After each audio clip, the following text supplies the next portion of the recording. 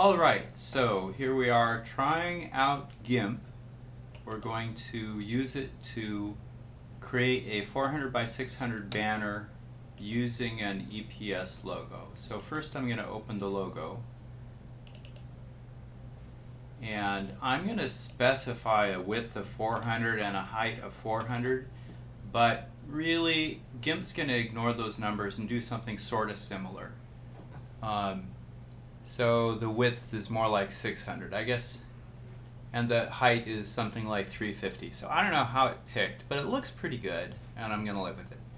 So now I'm going to create a image which is 1600 wide and 400 high. This is the size that Google Forms wants as headers.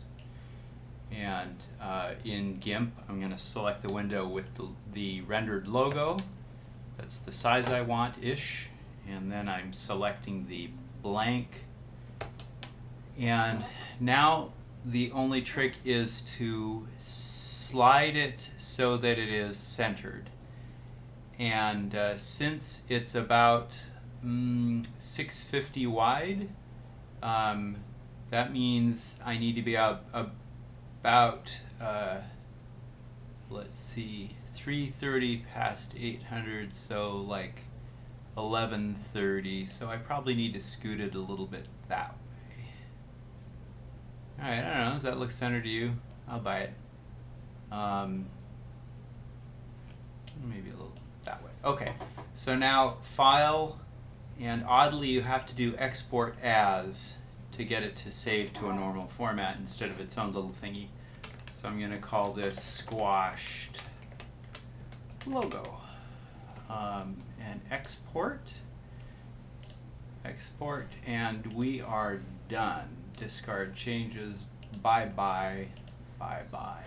And then I suppose we could look at the result and see how it looks. I think that it's probably in my Documents folder. Let's see. Documents folder. Squashed logo. Yep, that's the one I created. And that looks pretty good. So that's it. That is today's edition of how to use Gimp to do one little tiny thing.